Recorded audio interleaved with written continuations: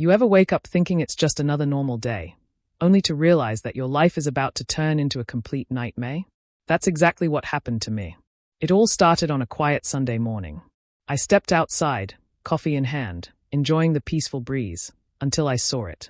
A stranger's car, sitting right in my driveway. I blinked, thinking maybe it was a guest from next door who parked in the wrong spot. No big deal, right? But then, the next day, another car. Different one this time. And the day after that, 2 cars, blocking my garage. Now, I was pissed.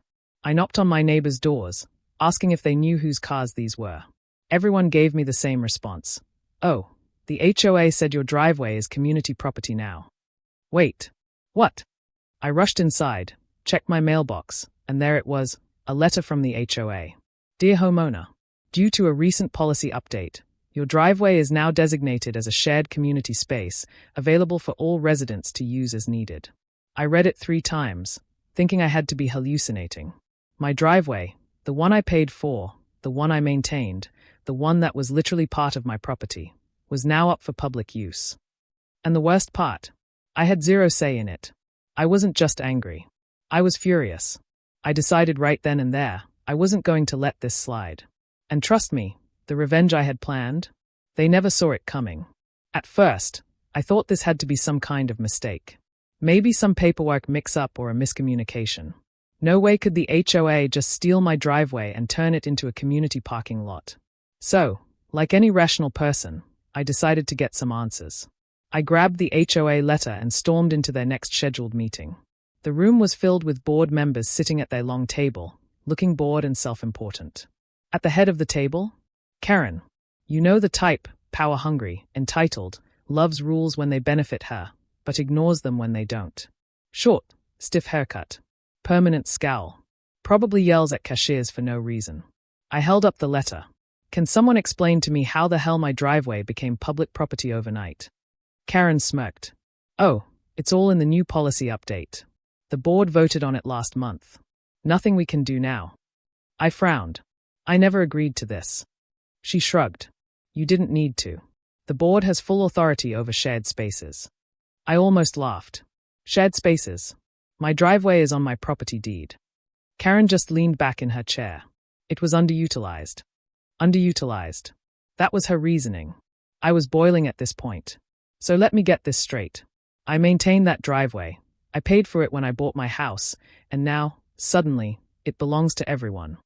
Karen gave me a sickeningly sweet smile. Well, you still own the land, of course. You just have to share. I wanted to argue, but Karen and her little HOA minions just sat there, smug and untouchable. That's when I realized their minds were already made up. No amount of reasoning, logic, or proof would change anything. They had the power, and they loved using it. So I left the meeting, gripping the letter so hard my knuckles turned white. I knew one thing for sure. If they wanted to play dirty, I'd play even dirtier. At first, I tried to be civil. I sent emails. I quoted my property deed. I even reached out to a lawyer just to confirm that this whole thing was complete and utter nonsense. But the HOA? They ignored everything. Meanwhile, my driveway had turned into a free-for-all parking zone. Every day, there was a different car sitting there. Some neighbors even started leaving their cars overnight. Oil stains, fast food wrappers, even a used cup of coffee. I found it all dumped on my property. But the final straw. One night, I came home late from work. It was almost midnight, and I was exhausted. All I wanted to do was pull into my driveway, park my car, and sleep. But when I turned onto my street, my driveway was completely full. 3 cars. One was even parked halfway inside my garage. I slammed my brakes, honked my horn, but nobody came out. I had to park down the street, walk all the way back to my own house, and knock on doors like a beggar just to get these idiots to move their cars. And guess who one of the cars belonged to? Karen. That's right, Miss HOA president herself. She stepped out of her house with that same smug look, 0 shame whatsoever. Oh, sorry about that, she said in her fake sweet voice. There wasn't enough parking on the street, so I told my son and his friends they could use your driveway for the night. I clenched my fists. Karen, this is my property. She just shrugged. HOA policy, remember? It's community property now. I had never wanted to punch someone more in my life. But instead, I just smiled. A slow, cold, calculating smile. Because in that moment, I knew Karen had just made the biggest mistake of her life. I wasn't just going to get my driveway back. I was going to make sure she regretted ever messing with me. And that's when the idea hit me. Tire. Spikes. I spent the next 2 days carefully setting up my plan. No more emails. No more complaints. No more asking nicely. It was time for action. I did my research and found exactly what I needed. Removable, retractable tire spikes. See, I wasn't stupid. I knew if I just threw down some illegal spikes, the HOA would use it against me. So I found a loophole. Turns out, as long as you put up clear warning signs and install the spikes on private property, it's perfectly legal. If someone chooses to ignore the sign, that's their problem. So, I ordered a heavy-duty set, sharp enough to do damage, but retractable when I needed to park. Then, I installed 2 big bold warning signs at the entrance of my driveway. Police cars revolving light private property. Unauthorized vehicles will be spiked police cars revolving light. Police cars revolving light park at your own risk police cars revolving light. I even took pictures and emailed them to the HOA. Paper trail. Proof. So if they tried anything, I had receipts. Then, I waited. And oh boy, it didn't take long. The very next morning, I was drinking my coffee when I heard it. PSH. Thump. I stepped outside, and there he was, some random neighbor, standing by his car, staring at his completely shredded front tires in horror. I walked up to him, pretending to be concerned. Oh no, what happened? He looked at me, furious. I parked here last night and now my tires are flat. What the hell, man? I pointed at the giant warning signs. Did you not see those? He turned, read them, then looked back at me, completely speechless. I just shrugged. Well, guess you'll have to call a tow truck. Good luck with that. He stormed off, pulling out his phone. And that's when I saw it. He was calling Karen. Perfect. Not even an hour later, I heard the sound of heels furiously clacking on the pavement. Karen was marching up my driveway, HOA clipboard in hand, her face red with rage. You can't do this, she screeched. I leaned against my car, sipping my coffee. Do what? She jabbed a finger at the signs. This. The tire spikes. This is illegal.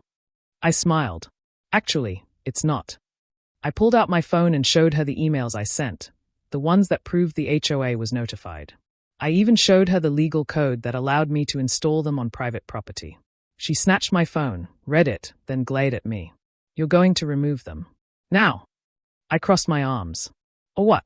You'll find me. Go ahead. My lawyer would love to chat. Her eye twitched. She was seething. Then, she made her biggest mistake yet. She turned on her heel, stomped back to her car, and, without reading the sign, backed straight into my driveway. And then, PSH. Thump. I actually had to bite my lip to keep from laughing. Karen stepped out of her car and stared at her 4 completely flat tires. Her brand new luxury SUV, ruined.